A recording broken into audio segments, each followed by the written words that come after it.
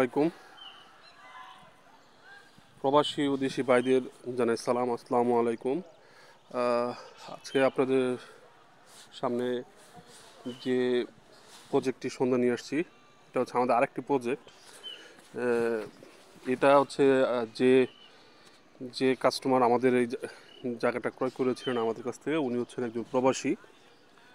উনি এই জায়গাটা আমাদের থেকে ক্রয় করার পরে উনি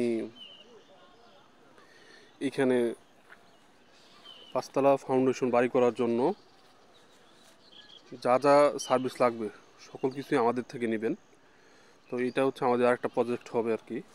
তো এখন আমরা চারিদিকে ওয়াল করছি, আর হচ্ছে এটা রাস্তা।